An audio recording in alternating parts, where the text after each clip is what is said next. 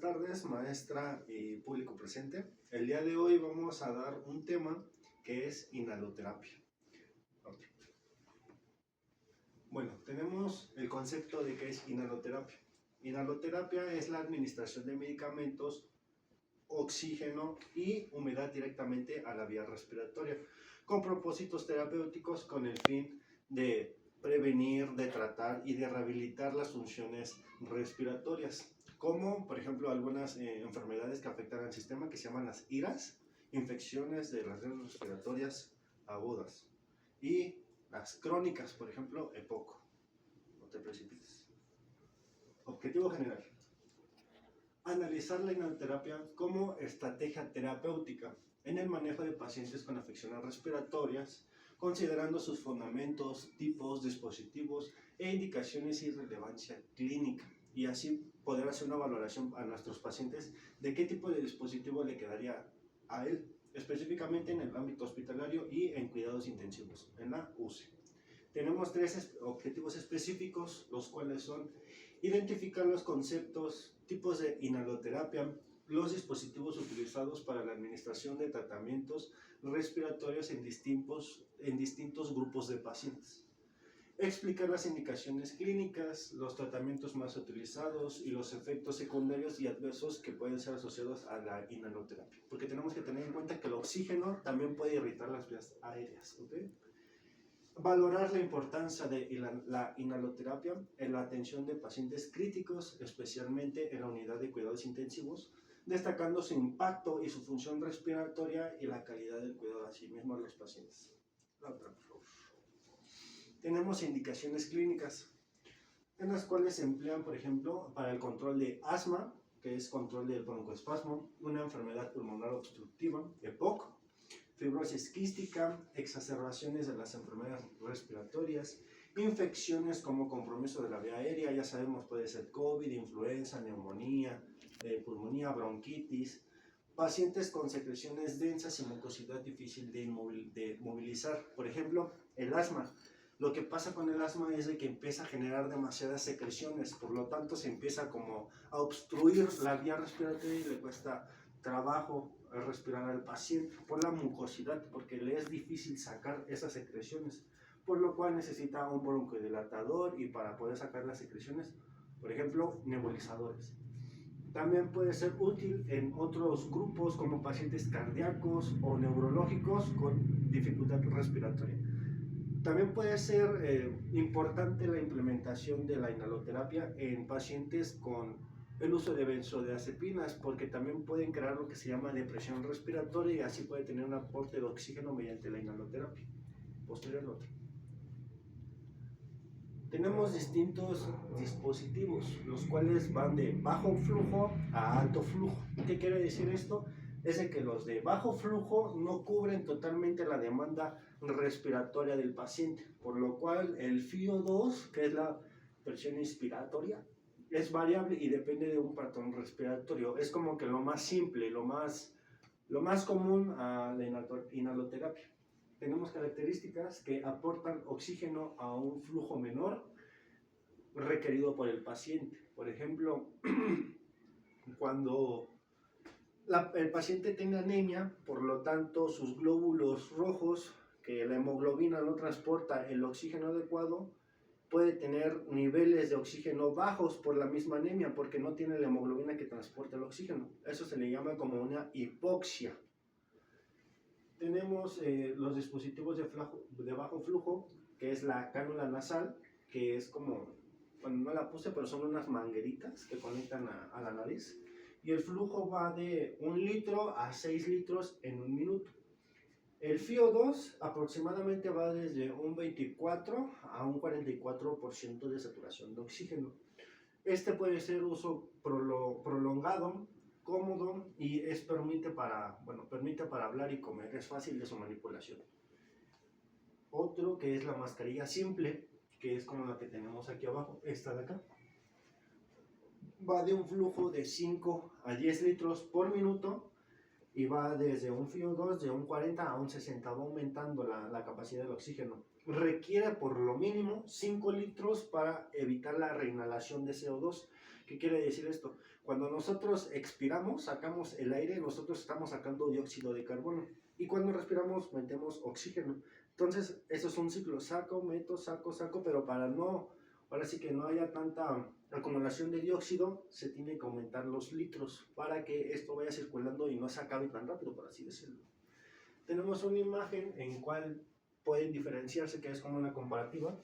En los dispositivos de alto flujo tenemos lo que son las mascarillas Venturi, las cánulas nasales de alto flujo, y estas tienen unas características que proporcionan el requerimiento inspiratorio total del paciente. El alto flujo va a cumplir todas las necesidades del paciente y las de bajo flujo no cubre totalmente. Por lo tanto, aquí tenemos una fracción inspiratoria de oxígeno constante. Va a estar ahora sí que desarrollándose la actividad. Proporcionan flujos mayores a 40 litros por minuto, es mayor cantidad de oxígeno. En los de bajo flujo tenemos los dispositivos como las gafas nasales, cánulas nasales, mascarillas simples o las mascarillas con reservorio, que es como la que tenemos aquí. Sus características, estas no proporcionan el requerimiento inspiratorio total del paciente. Coge una parte del oxígeno ambiental. Es como si mezclaran el oxígeno de la bombona con el oxígeno que está en el ambiente. Esto es por así decirlo, una reinhalación del mismo gas, que era lo que nosotros decíamos acá. Mínimo se necesitan 5 litros para evitar la reinhalación. ¿Ok? La otra. Ok. Tenemos la mascarilla con reservorio parcial, que es como la que tenemos arriba. Esta va a un flujo de 6 a 10 litros por minuto, con un FiO2 de un 60 a un 80%, ya está cubriendo más los requerimientos respiratorios de la persona. La mascarilla con reservorio, no reinhalación, esto de que constantemente estamos respirando el CO2, aquí se para. Tenemos un flujo de 10 a 15 litros por minuto, un FiO2 de 90 a 95% y está indicada en hipoxemia aguda. Las indicaciones son de hipoxia leve a moderada y pacientes conscientes y respirando espontáneamente por sí mismos. Por ejemplo, un traumatismo craneoencefálico leve, aquí se puede dar la inhaloterapia, ya que él puede respirar por sí mismo, solamente necesita más oxígeno. No que es cuando es uno grave que ya necesita una intubación, que ya no puede respirar por sí mismo. ¿Ok? La otra. Bueno, dale, regresa a una anterior. Hacia ahí. Ajá. Aquí tenemos los dispositivos, que esta es la mascarilla simple, mascarilla sin reservorio, y esta es mascarilla con reservorio. ¿Ok? Para identificarlas tiene una bolsita con reservorio. La otra. Sí. Ahora vienen los dispositivos de alto flujo. Estos cubren o superan la demanda inspiratoria del paciente, ofreciendo un FiO2 preciso y constante. Tenemos las características, que es un FiO2 fijo y controlado. Esto ya va a ser monitorizado a través de los equipos de respiración, una ventilación mecánica. Mejora la humidificación. Debemos que tener en cuenta que el oxígeno es seco, es un gas seco. Por lo tanto, cuando ingresa a la vía respiratoria, suele resecar la mucosidad de nuestras vías. Por lo tanto, va a tener irritación y podemos crear algo que es la epistaxis, que es hemorragia nasal, o podemos tener erosiones de la mucosa. Por esto se tiene que humidificar el gas, que para esto hay como vaporizadores u humidificadores que sirven para meterle partículas de agua al gas para que sea más, ahora sí que sea más permeable, más fácil de pasar por las vías respiratorias sin crear una lesión. Esto es para pacientes con compromiso respiratorio importante, que es lo que ya no pueden respirar por sí mismos y necesitan una ayuda externa. Dispositivos de alto flujo, tenemos lo que es la mascarilla Venturi, que es muy común en las unidades de cuidados intensivos por su, ahora sí que decirlo, por su proporcional, ¿cómo decirlo? Por el alto flujo, nada más por eso. El flujo va de 4 a 15 litros por minuto y viene con un adaptador de flujo, que es lo que le hace más fácil su manejo. El FiO2 va desde un 24 a un 60% y este suele ser fijo y exacto. Es más utilizado en EPOC, que es la enfermedad pulmonar obstructiva crónica. Cánula nasal de alto flujo, que es como la que tenemos aquí abajo. Esta es la mascarilla Venturi. Tiene lo que es aquí el regulador de flujo, y esto también va de acuerdo a, como decirlo, como de un tipo de... Es un aparatito en donde entra, es un tubo y cada tubo tiene su calibre, entonces se tiene que cambiar todo el tubo para que puedan embonar uno con otro. Esas son las cánulas nasales de alto flujo, que es como la cánula nasal, pero viene un poquito más, ahora sí que más especializada, por así decirlo, porque viene un regulador de flujo y es para alto, bueno, para un tiempo más prolongado. La cánula nasal de alto flujo va desde los 60 litros por minuto, ya se ve mucho más la amplitud del oxígeno. Va desde un FiO2 desde el 21 hasta el 100% total, el oxígeno caliente y humidificado, y disminuye el trabajo respiratorio. Ahora que, por así decirlo, la máquina ayuda a respirar al paciente por sí mismo. La otra. Aquí ya tenemos los otros, que son los nebulizadores ultrasónicos, que estos ayudan a producir partículas finas y uniformes que ayudan a que el oxígeno no sea tan seco. Es de alto volumen de aerosoles y es uso en la UCI y en pacientes con ventilación mecánica, que es como el que tenemos aquí adelante. Este es un humidificador, bueno, un nebulizador ultrasónico. El nebulizador de malla vibratoria es este de acá, que es como si fuera un tipo de inhalador. Y los sistemas de T-PAIS. Estos son para las personas que tienen una traqueostomía y viene con todo su equipo que se conecta, es como si fuera un equipo de aspiración de secreciones para que sea más fácil, así que la salida de estas secreciones.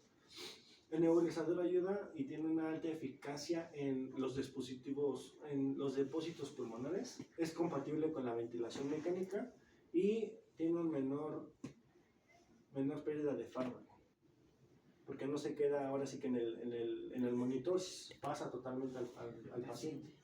El sistema T-PAIS para pacientes intubados o con traqueostomía, y el oxígeno viene humidificado de alto flujo. Posterior, los humidificadores, que era lo que yo les decía.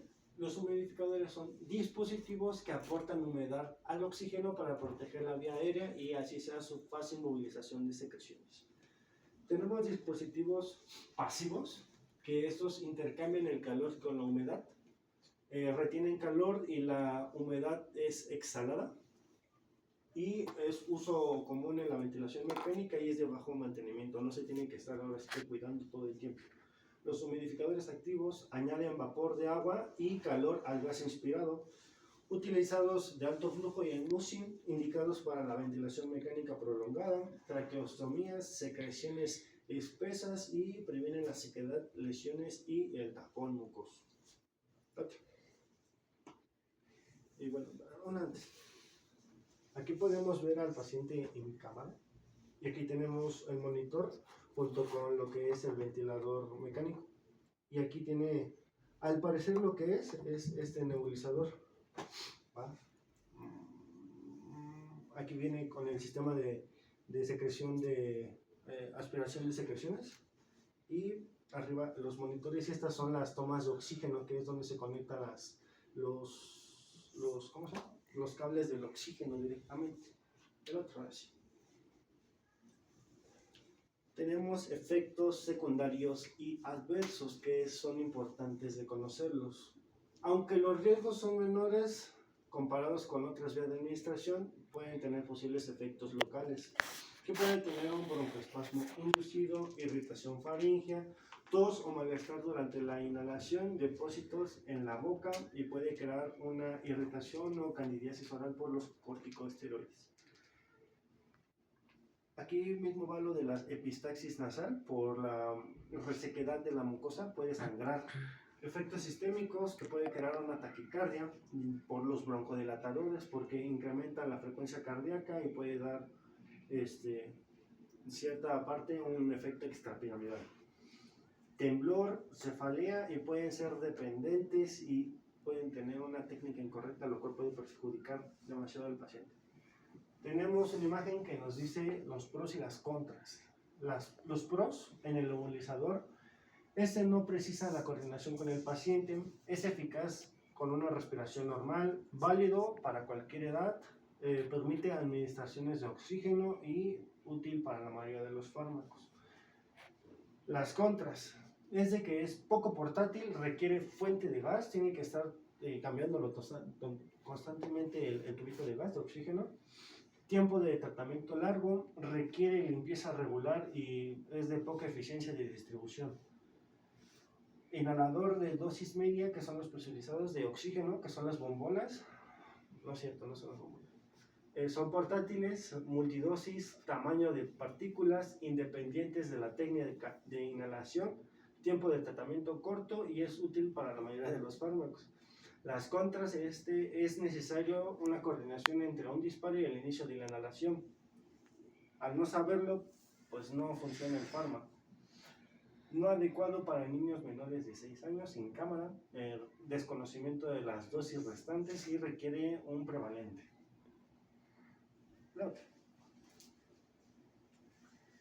La importancia en la unidad de cuidados intensivos, específicamente en pacientes críticamente enfermos y la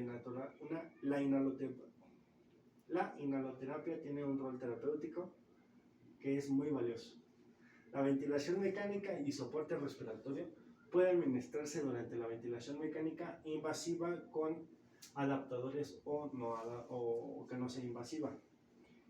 Es útil para la broncodilatación o en broncoespasmo, manejando las secreciones y la administración de fármacos directamente al pulmón en pacientes con soporte ventilatorio, ya que puede ser uno de estos broncodilatadores, puede ser el salbutamol, el bromuro de ipatropio y hay uno que se llama Benlafix, es bueno, la marca comercial. Ventajas en la UCI, que es acción rápida y se necesitan menores dosis, mayor depósito local del medicamento, disminuye la necesidad de dosis sistémicas, facilita el tratamiento junto con la oxigenoterapia de alto flujo o ventilación no invasiva.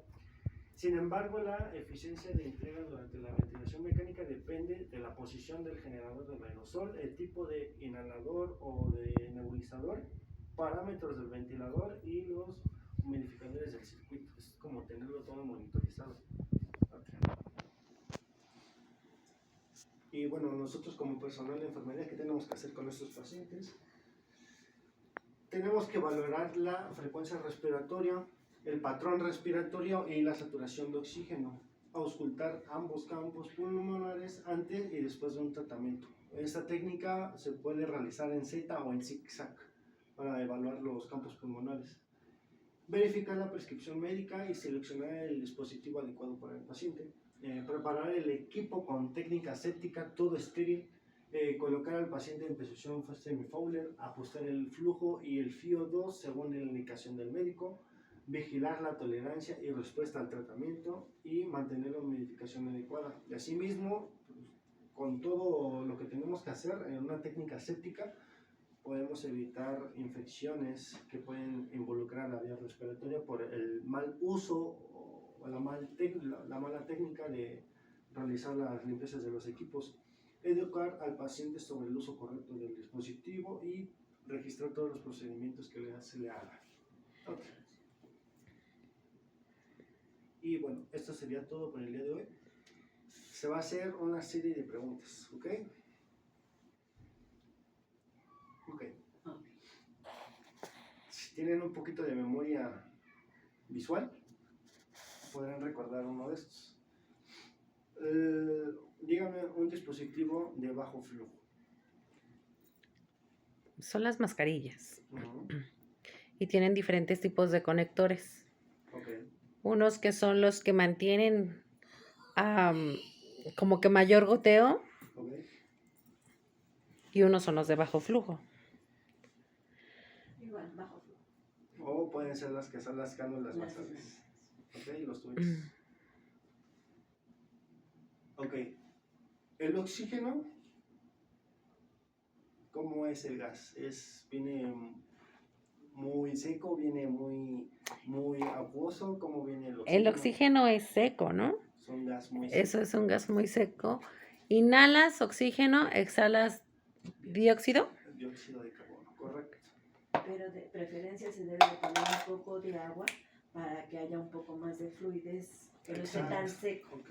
En todos los tipos de inhaloterapia se tiene que administrar lo que son los borboteadores o borboteadores, que son los que sirven como humidificadores para el oxígeno. Son, ahora sí que botellitas con agua estéril, de las cuales se empieza a borbotear para que haga ahora sí que el intercambio de las partículas mojadas hacia el gas que es seco, para mantenerlo ahora sí que permeable. La otra pregunta.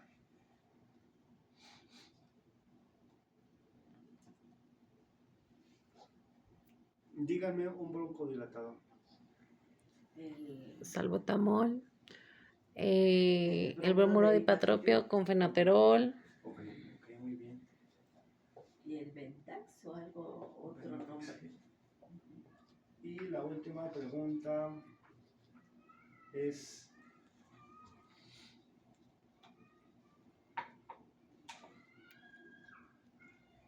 ¿qué importancia tiene estos dispositivos en la unidad de cuidados intensivos? Son de mayor importancia. ¿Por qué? Son de alto impacto, dependiendo la gravedad del paciente. Ok. ¿Y por qué? ¿Por qué es importante?